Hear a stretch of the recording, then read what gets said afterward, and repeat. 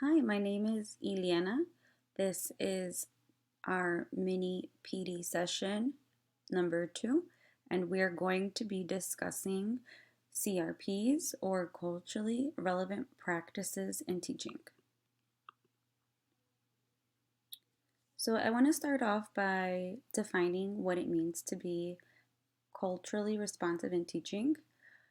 Basically, what it means is that as educators, we are providing a rich and intentional approach into every aspect of student learning, and we are focusing on making learning relevant. Our main objectives for this PD is that by the end of this, teachers will be able to create a mirror of culture for all students. They will be able to celebrate their students' cultural identity, and they will be able to showcase their students' strengths as well as their interests. Goal number 1 to be able to implement CRPs into our teaching is to create a cultural mirror.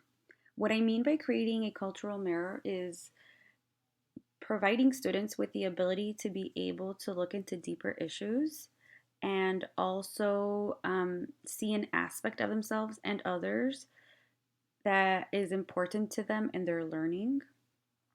So, strategies for these is that we can include literature material that is reflective of them. We can create a space of controversy in the classroom. We can help gain new appreciation and knowledge amongst peers. So, strategy number 1 is presenting material that is reflective of students. Uh, One example of this is to teach students about the history of their culture and um, allowing them to reflect while challenging them and getting them hopefully to realize and reconcile with their culture's past.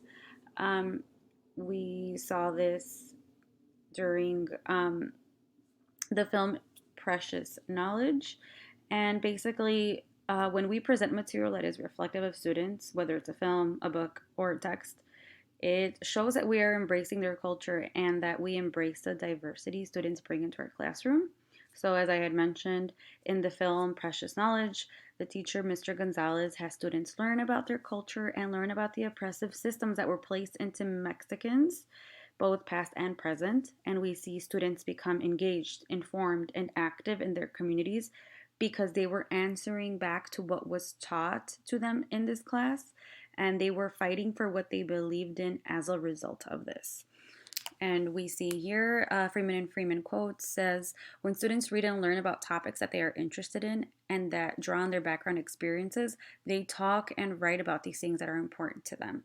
And we saw this again being exemplified in the film when one of the students admitted that prior to this class, she rarely participated, but this class incited her and got her to care about her community and care about fighting for what she believed in because she was more informed as a result of this.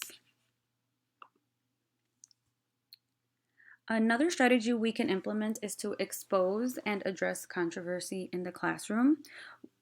So, addressing and thinking through issues that are divisive is necessary for children who are learning to live and participate and empathize with different perspectives in society on a social setting.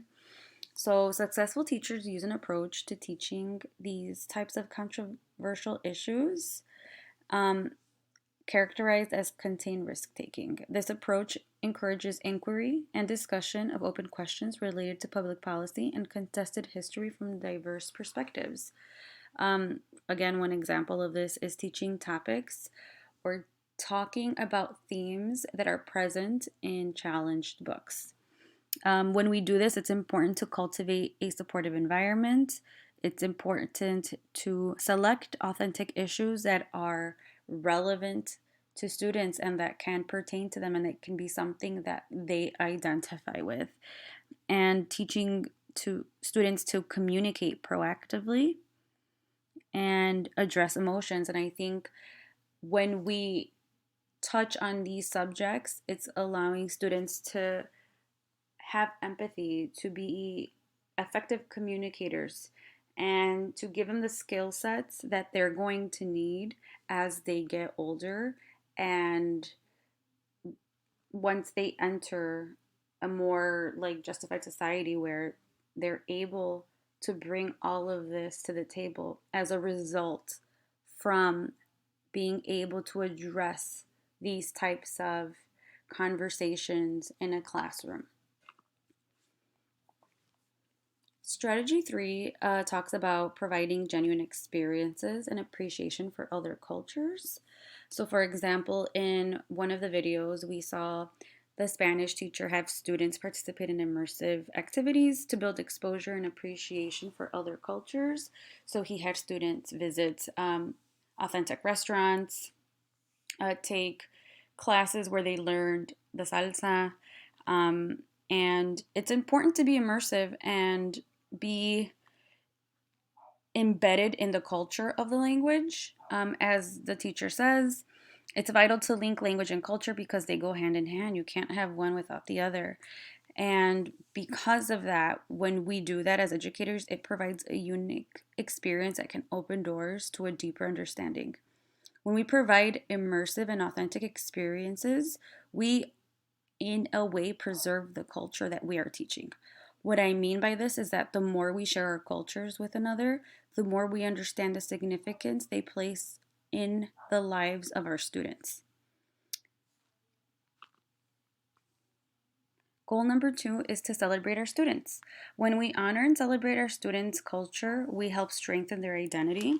We can do this by implementing such strategies such as honoring and learning the correct pronunciation of their names, being inclusive of the heritage and personal experiences, and building cultural appreciation. So strategy 1 is learning correct pronunciation of names. When we know our students' names, we are conveying that they are important, that we care about them, and we also cultivate a classroom climate that is equitable and fair. Basically, when we respect the name, we respect the identity. And by presenting and explaining the meaning of their unique badge, for example, in the example I've provided, students express their names by creating a name badge that includes symbols of their identity and represent who they are.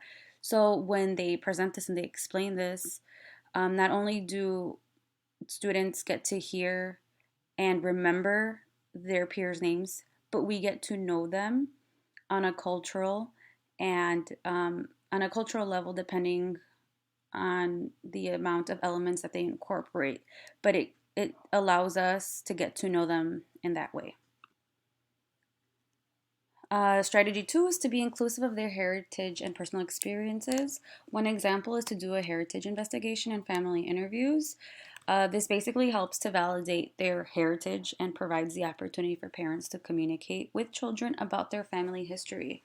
It also helps ignite curiosity about not just their own culture, but also the culture of their classmates.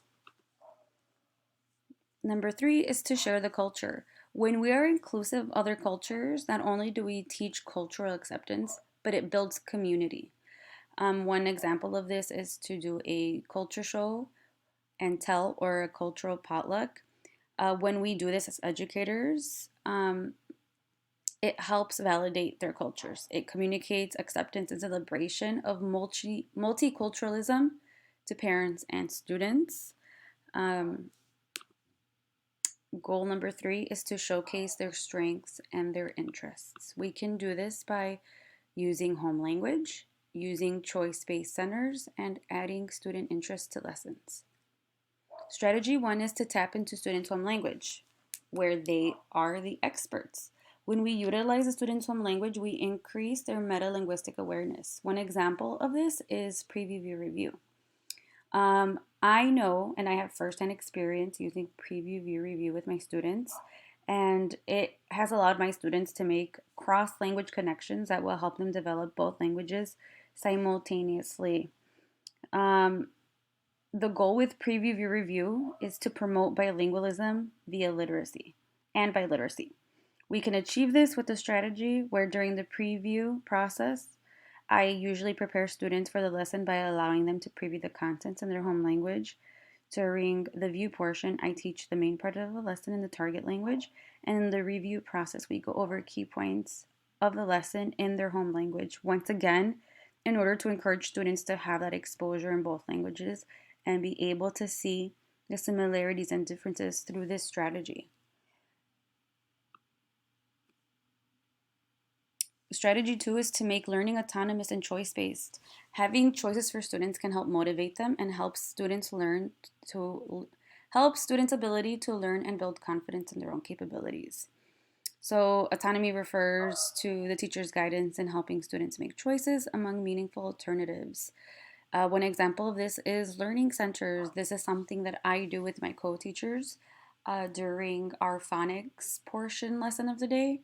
Students have 30 minutes of our block time, and in those 30 minutes, we implement 5 choices, and students get to choose how they're going to show us that they're practicing their phonics, their blends, their decoding skills with letters, depending on which strategy they choose. The end result is that they're still learning, but they're doing so in ways that helps motivate them and that they have chosen to do. Strategy 3 is to incorporate student interest into learning. So interest is a powerful motivation tool. When we use students' interest, it helps engage learning and makes learning impactful as well. One example of this is, again, me and my co-teachers, we use student interest to build our very own classroom library to help encourage literacy. So at the beginning of the school year, we make sure to get to know our students. We take their interests, what they like, what they don't like, and we find texts and books and materials that we can incorporate into our classroom library that will not only pique their interests, but it will help promote literacy because they're going to be willing to read about and learn more about what they find interesting rather than providing texts that they cannot relate to or they have no interest in. So by doing this, we give a more holistic view of our students, and because of this, and with this information, it allows us to support book choices for them, and it helps us support them in their learning styles as well. And that is all. Thank you very much.